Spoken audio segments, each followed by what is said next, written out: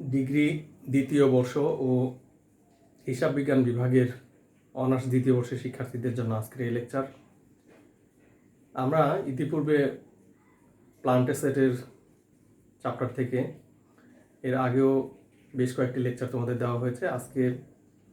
এর আগে তোমাদেরকে দেখিয়েছিলাম যে কি করে সরল রৈখিক পদ্ধতি অর্থাৎ স্ট্রেট লাইন মেথড এবং ডিক্লাইনিং ব্যালেন্স মেথড বা রিডিউসিং ব্যালেন্স মেথডে কীভাবে অবচয় নির্ণয় করতে হয়। আজকে তৃতীয় পদ্ধতিটি তোমাদের সাথে আলোচনা করতেছি, সেটি হচ্ছে sum of the years digit method, বর্ষ সংখ্যার সমষ্টি পদ্ধতি। বর্ষ সংখ্যার সমষ্টি পদ্ধতির বেলায় তোমাদের কিছু জিনিস কিন্তু খেয়াল রাখতে হবে, যে যদি সারা বছরের অবচয় বের করতে হয় সেই ক্ষেত্রে কিন্তু খুব একটা সমস্যা তোমাদের হয় না। কিন্তু যদি কোনো বছরের মাঝামাঝি কিংবা 3 মাস পরে অথবা 9 মাস পরে যদি কোনো সম্পত্তি ক্রয় করা হয়, সেই ক্ষেত্রে ভিন্ন ভিন্ন বছরগুলোতে যে অবচয় বের করতে হয় তা কিন্তু বিশেষভাবে নজর রাখতে হবে। তো আজকে সেই বিষয়গুলো একটু আলোকপাত করি, তোমরা একটু মনোযোগ রাখবে যে কিভাবে এই বর্ষ সংখ্যার সমষ্টি পদ্ধতিতে বার্ষিক অবচয় নির্ণয় করা হয়। আমরা আগে বলেছি যে বার্ষিক অবচয় নির্ণয় করতে পারলে কিন্তু জাবেদা দেওয়া বা খতিয়ান করা কিন্তু তোমার পক্ষে খুবই সহজ, বা সহজেই তুমি করতে পারবে। কিন্তু যদি তুমি অবচয় নির্ণয় করতে না পারো সেই ক্ষেত্রে কিন্তু তোমার জন্য জাবেদা দেওয়া বা জাবেদা দিতে পারলেও টাকার পরিমাণ কিন্তু ভুল হয়ে যাবে। আর টাকার পরিমাণ ভুল হলে সেই ক্ষেত্রে তোমার ওখানে নম্বর পাওয়ার কোনো সম্ভাবনাই নাই। অতএব সতর্ক থাকবে, যখনই এই সাম অফ দ্য ইয়ার্স ডিজিট মেথডে অবচয় নির্ণয় করতে হবে তখন বিশেষ করে পূর্ণ বছরে হলে কোনো সমস্যা নাই, আনুপাতিক অংশ হিসেবে বের করলে হবে বছর বছর। কিন্তু তোমার 6 মাস 3 মাস এরকম যদি থাকে সেই ক্ষেত্রে দ্বিতীয় বছর থেকে অবচয় নির্ণয়ের ক্ষেত্রে বিশেষ সতর্কতা অবলম্বন করতে হবে। এখন আসি সাম অফ দ্য ইয়ার ডিজিট মেথডে। আমাদের এখানে বলা হচ্ছে যে একটি সম্পত্তির আয়ুষ্কালের যে পরিমাণ আয়ুষ্কাল হবে তার আগে ওই সংখ্যাগুলোর আমাদের সমষ্টি নির্ণয় করতে হবে, আর সমষ্টিগুলো থেকে আনুপাতিক অংশ হিসেবে বাৎসরিক অবচয় নির্ণয় করতে হয়। তাহলে প্রথমেই আসি যে সাম অফ দ্য ইয়ার ডিজিট মেথডে আমাদের যে বিষয়টি খেয়াল রাখতে হবে সেটা হলো আগে বর্ষ সংখ্যার সমষ্টি বের করতে হবে। ধরো আমরা যদি এরকম ধরে নিই যে কোনো একটি সম্পত্তি তার এক্সপেক্টেড লাইফ হচ্ছে 10 ইয়ার্স, তো সেই ক্ষেত্রে এই 10-এর সামেশনটা তোমাকে বের করতে হবে, সাম অফ দ্য ইয়ার্সটা বের করতে হবে, অর্থাৎ 10-এর সমষ্টি করলে কত। তাহলে 10-এর সমষ্টি মানে কি? 10-এর সমষ্টি মানে হচ্ছে যে 10 থেকে ক্রমান্বয়ে 1 পর্যন্ত যদি তুমি সমষ্টি বের করো সেটি হচ্ছে সাম অফ দ্য ইয়ার্স। আবার বলছি, তাহলে যেমন ধরো সংখ্যাটা যদি 10 বছর যদি টিকে, তাহলে যখন তুমি নতুন কিনলা তখন তো তুমি ধরে নিচ্ছ যে এই সম্পত্তিটি 10 বছর টিকবে। 1 বছর ব্যবহার করার পরে নিশ্চয়ই তুমি বলবে যে 9 বছর টিকবে। 2 বছর ব্যবহার করার পরে তুমি বলবে 8 বছর টিকবে। এই যে ক্রমান্বয়ে কিন্তু ব্যবহার উপযোগিতা কমে আসতেছে। এই সংখ্যাগুলোকে যদি আমরা যোগ করি, অর্থাৎ 10, 9, 8, 7, 6, 5, 4, 3, 2, 1 এই সংখ্যাগুলোকে যদি যোগ করি তাহলেই আমাদের বর্ষ সংখ্যাটা চলে আসে। তো বর্ষ সংখ্যা বের করার জন্য একটি সূত্র আমরা ব্যবহার করি, সেটি তোমাদেরকে দেখাচ্ছি।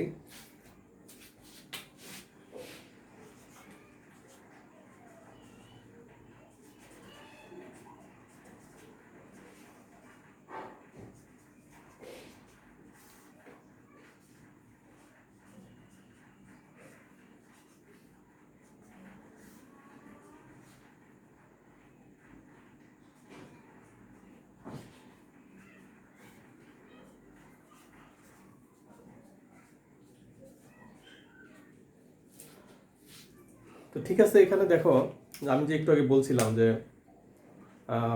কোনো একটি সম্পত্তি যদি 10 বছর যদি তার আয়ুষ্কাল হয় সেই ক্ষেত্রে দেখো আমরা কীভাবে বের করি। এখানে সাম অফ দ্য ইয়ার্সের সূত্রটা হচ্ছে n bracket n+1 bracket close divided by 2। n হচ্ছে এখানে ওই সম্পত্তির আয়ুষ্কাল, expected life of the asset. তো আমরা কি বলেছি যে অ্যাসেটটার আয়ুষ্কাল হচ্ছে 10 বছর। তাহলে 10-10-এর সাথে 1 যোগ দিলে হয় 11, এই জন্য 10 × 11। দেখো যে এখানে সর্বশেষে এসে অর্থাৎ 10-এর সমষ্টি বের হয়েছে 55, এখন তুমি যদি ক্যালকুলেটরে এইভাবে যদি যোগ করো যে 10, 9, 8, 7, 6, 5, 4, 3, 2, 1, তাহলে কিন্তু তুমি 55 পাবে। তো এই যে এরকম যে কোনো সংখ্যারই কিন্তু তুমি সমষ্টি বের করতে পারো, যে 15 বছর যদি হয় তাহলে কত হবে, 20 বছর যদি হয় তাহলে কত হবে, এগুলো কিন্তু তুমি খুব সহজেই এই সূত্র দ্বারা বের করতে পারো। এটা গেল যে বর্ষ সংখ্যার সমষ্টিটা আমরা কিভাবে নির্ণয় করছি সেইটা। কিন্তু আমাদের যদি অবচয় বের করতে হয় সেই ক্ষেত্রে আমাদের ধরো আগে যদি বলি যে কোনো একটি হিসাবকাল যদি এরকম হয় যে জানুয়ারি থেকে শুরু 31শে ডিসেম্বরে শেষ, এইটা যদি এবং সম্পত্তিটা যদি 1 জানুয়ারিতে কেনা হয়, 1 জানুয়ারিতেই যদি কেনা হয়, তাহলে কিন্তু কোনো সমস্যা নাই, সারা বছরের অবচয়টা খুব সহজে বের করা যাবে। আমরা আগেই বলেছি যে এই ধরনের পদ্ধতিতে আনুপাতিক অংশ হিসেবে বের করতে হয়। তার মানে প্রথম বছর আমরা বের করব সম্পত্তির যে পরিমাণ মূল্য হবে তাকে আমরা 55/10 প্রথম বছর, কারণ প্রথম বছর হলো সমষ্টি হলো 55 আর ওইটার এক্সপেক্টেড লাইফ ছিল যে প্রথম বছরে 10 বছরই ছিল যে টিকবে। তো দ্বিতীয় বছর গিয়ে আমরা কি করব, দ্বিতীয় বছর গিয়ে ওই মূল্যের উপরে অর্থাৎ অবচয়যোগ্য যে মূল্য আছে সেই মূল্যের উপরে হবে 55/9, এইভাবে কিন্তু কমতে থাকবে। তারপরে কি হবে, তারপরে হবে 55/7। ঠিক আছে, আমি দেখা যায় আমি একটু ধরে নিই যে কোনো একটি সম্পত্তির মূল্য হচ্ছে 1 লক্ষ টাকা, ভগ্নাবশেষ মূল্য ধরো 0, যদি এরকম হয় যে সার্ভিস ভ্যালু ইজ 0, তাহলে সেই ক্ষেত্রে আমরা প্রথম বছর যদি দেখাই যে প্রথম 3টা বছর অবচয় যদি তোমাদেরকে দেখিয়ে দিতে পারি, তাহলে সেই ক্ষেত্রে পরবর্তী অংশগুলো তোমাদের বুঝতে সুবিধা হবে। তো ঠিক আছে, আমি কি ধরলাম আবার একটু খেয়াল করো যে মেশিন কস্ট টাকা 1 lakh, expected life is 10 years, service value is 0, find out the first 3 years depreciation, and the year closing is 31st December each year. আর আরেকটা জিনিস কি ধরে নিলাম, the asset occupied or purchased on 1st January কোন একটি সালে, যে বছরে first year, second year, third year, যেটাই হোক, আমরা ফার্স্ট ইয়ারের ধরে নিলাম যে প্রথম বছরে জানুয়ারি 1 তারিখে সেটি ক্রয় করা হয়েছে। এই শর্তে যদি আমরা প্রথম 3 বছর অবচয় দেখানোর চেষ্টা করি, তাহলে দেখো কি হয়।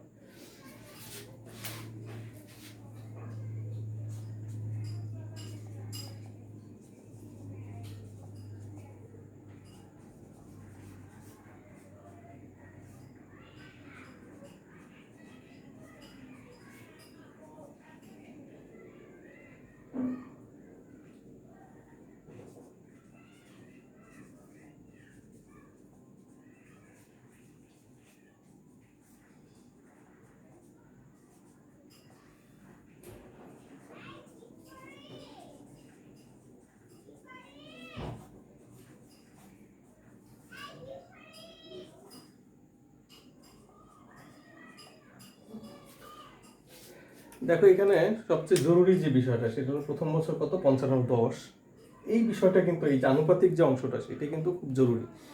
এখানে উচ্চ হারে অবচয় ধার্য করা হচ্ছে। সাধারণত আমরা ওই সকল সম্পত্তির বেলায় এটা বের করি যে সমস্ত সম্পত্তিগুলা প্রথম বছরগুলোতে খুব ভালো পারফরমেন্স করে, ক্রমান্বয়ে তোমার এই সময়ের সাথে সাথে সেটা কম পারফরমেন্স করতে থাকে, অথবা উচ্চ গতিতে যখন বা উচ্চ হারে যখন আমাদের অবচয় নির্ণয় করতে হয় বা উচ্চ পরিমাণ আমরা যেটা বলি, সেই ক্ষেত্রে আমরা সাধারণত সাম অফ দ্য ইয়ার ডিজিট মেথডগুলো ব্যবহার করি।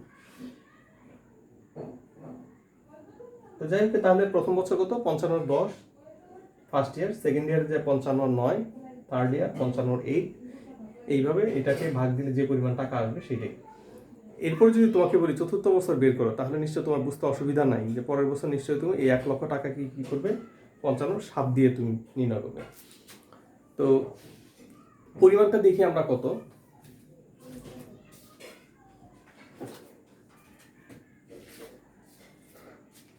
এখন এখানে 1 লক্ষ টাকা ডিভাইডেড বাই 55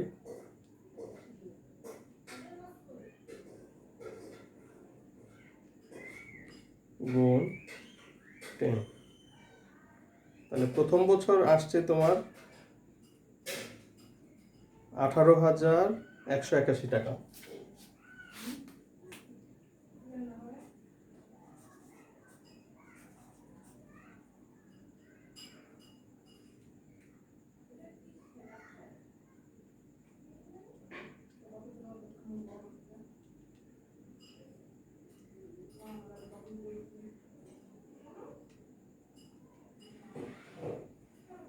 পরের বছর 16,363 বা 64।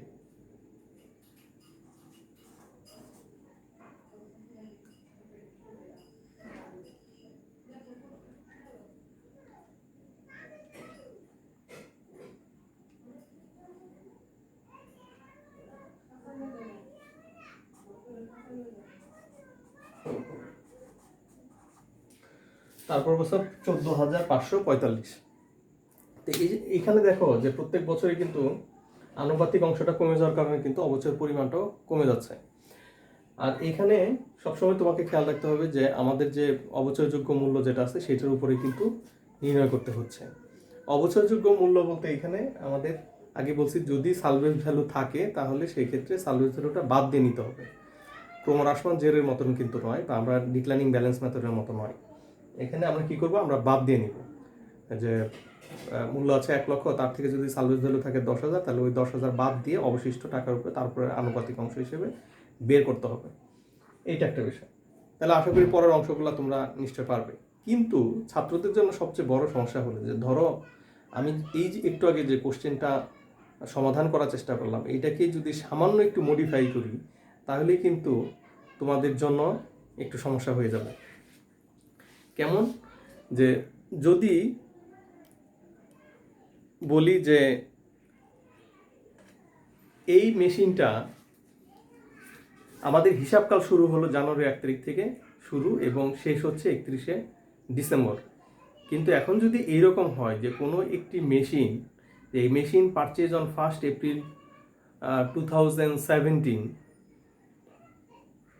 which cost টাকা 1 lakh, salvage value is 0 and expected life of the machine is 10 years. Find out the first 3 years depreciation according to অথবা use some of the years digit method. এইরকম যদি বলে তাহলে খেয়াল করো যে আমি কিন্তু একটু তারিখটা পরিবর্তন করে দিলাম। কবে? আমি এখানে স্পষ্ট কিছু সাল বলে দিয়েছি যে 2017 সালের এপ্রিলের 1 তারিখে একটি মেশিন ক্রয় করা হয়েছে 1 লক্ষ টাকায়, সালভেজ ভ্যালু যার 0 বা ভগ্নাবশেষ মূল্য 0। মেশিনটির আয়ুষ্কাল যদি 10 বছর হয়, বর্ষ সংখ্যার সমষ্টি পদ্ধতিতে প্রথম 3 বছর অবচয় দেখাও, তার মানে 2017, 18, 19-এর অবচয় দেখাও। তো যদি আমরা এটা দেখাইতে চাই তাহলে সেই ক্ষেত্রে কিন্তু তোমাকে খুব সতর্কতার সাথে এটা নির্ণয় করতে হবে, কারণ আমাদের অঙ্কটা শুরু হয়েছিল যে ইয়ার শুরু কিন্তু জানুয়ারি 1 তারিখ থেকে এবং শেষ কিন্তু 31শে ডিসেম্বর।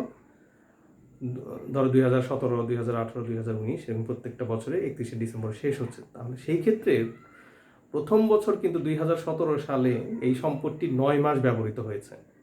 তাহলে এই ক্ষেত্রে কিন্তু তোমাকে খুব সতর্ক থাকতে হবে। প্রথম বছরটা তেমন কোনো ঝামেলা না, দ্বিতীয় বছর থেকে তোমাকে সতর্ক থাকতে হবে। এবং কোথায় কোথায় সতর্ক থাকতে হবে সেই জায়গাগুলি আমি দেখাই দিচ্ছি। তো দ্বিতীয় বছরটা যদি বুঝতে পারো তাহলে তৃতীয় বছর বের করতে পারবে, চতুর্থ বছরও বের করতে পারবে।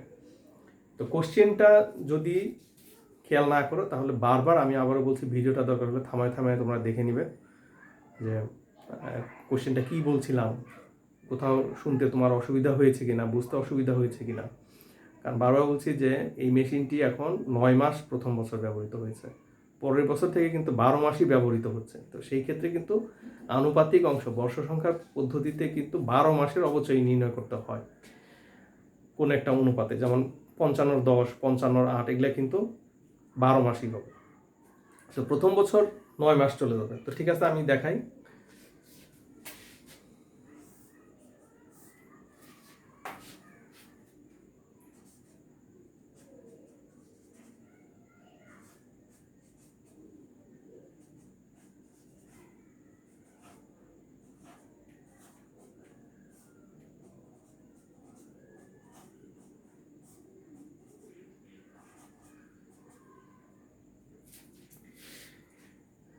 দেখো এখানে একটা জিনিস চেঞ্জ হয়ে গেল, এখন কিন্তু পুরা বছরেরটা নাই, 9 মাস।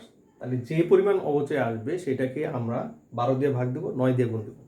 তো দেখো এখানে আমাদের ক্যালকুলেশন করাই ছিল যে 1 বছর অবচয় ছিল 18,181 টাকা।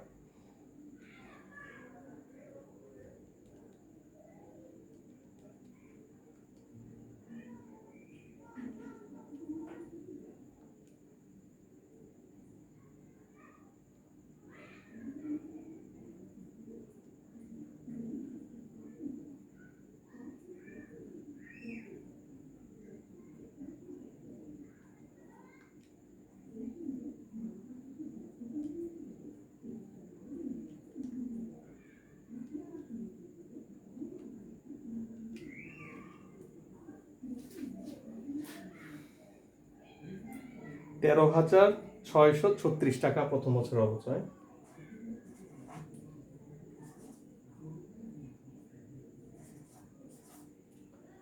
প্রথম বছরটা কিন্তু সহজই, প্রথম বছরটা বের করতে তেমন কোনো কষ্টকর না।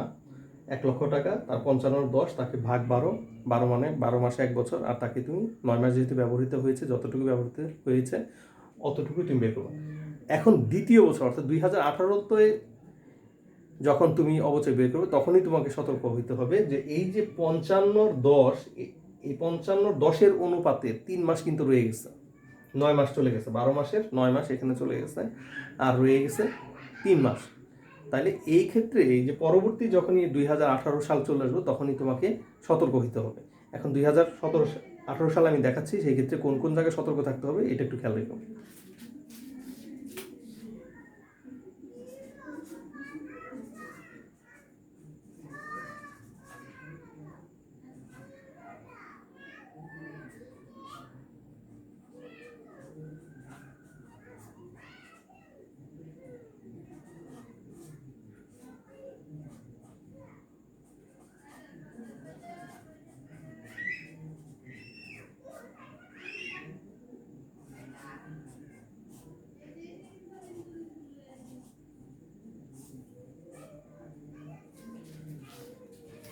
এখন দেখো, খুব সতর্ক থাকো। সতর্কতাটা কোথায়? এখানে একটু খেয়াল করো যে এখানে যে এই যে 55-9 অনুপাতে বাকি 12-3 কিন্তু রয়ে গেছে, 9 মাস এখানে চলে গেছে আর 3 মাস এখানে নিয়ে আসলাম, তাইলে 55-10-এর অনুপাতে এই 3 মাস এখানে চলে আসলো। এটা 2018 সাল কিন্তু। আবার বাকি রইল 18 সালের, বাকি রইল 9 মাস, তাহলে 9 মাস কিন্তু যাবে এখন এই 55-9 অনুপাতে, দেখো এখানে ভাগ 12 গুণ 9 এই অনুপাতে চলে আসছে। তাহলে সেইভাবে যদি আমরা এখন অবচয় বের করি তাহলে দেখো কত আসে।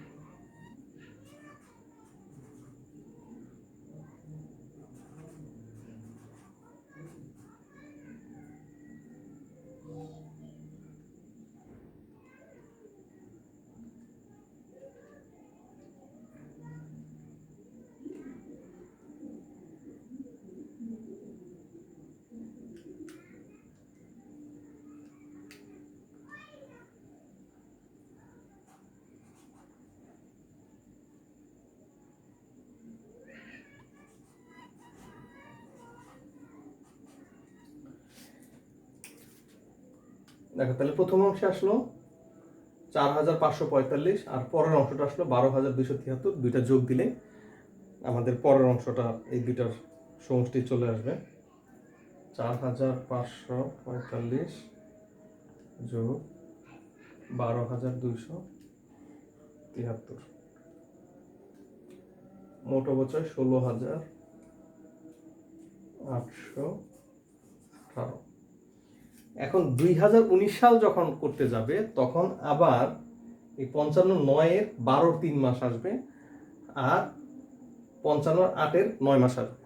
এই বিষয়টাই সতর্ক থাকতে হবে যে পরেরটা যখন তুমি করতে যাবা, ঠিক আছে, তখনই কিন্তু সতর্ক থাকতে হবে যে বর্ষ সংখ্যার সমষ্টি পদ্ধতিতে 12 মাসই মিলাইতে হবে, কিন্তু সেটা আনুপাতিক অংশ হিসেবে যতটুকু যাবে। তাহলে এখানে এটা খেয়াল রাখো যে যেহেতু আগে 9 মাস গেছে, বাকি 3 মাস পূর্বের অনুপাতেই যাবে, আর 2018 সালের বাকি অংশটা 9 মাস আসবে 55-9 অনুপাতে। তাহলে 2019-এ যখন যাবা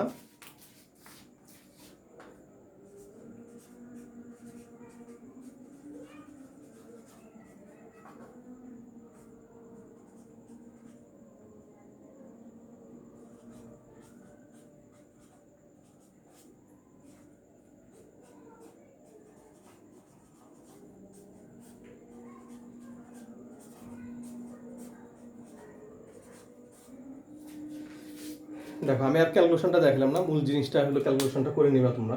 এখানে দেখো এই যে এখানে যে 55:9 মাস চলে গেছে, এখানে দেখো বাকিটা দেখো এখানে 3 মাস চলে আসছে। আর 2019 সালে 55:8 দেখো এখানে 9 মাস আসছে। আমার আমার আঙুলের সাথে সাথে দেখে নাও, তাহলে তোমাদের জন্য সুবিধা হবে। অতএব এই অনুপাতে যে টাকাটা আসবে সেটা যোগ দিলেই বার্ষিক অবচয়টা চলে আসবে।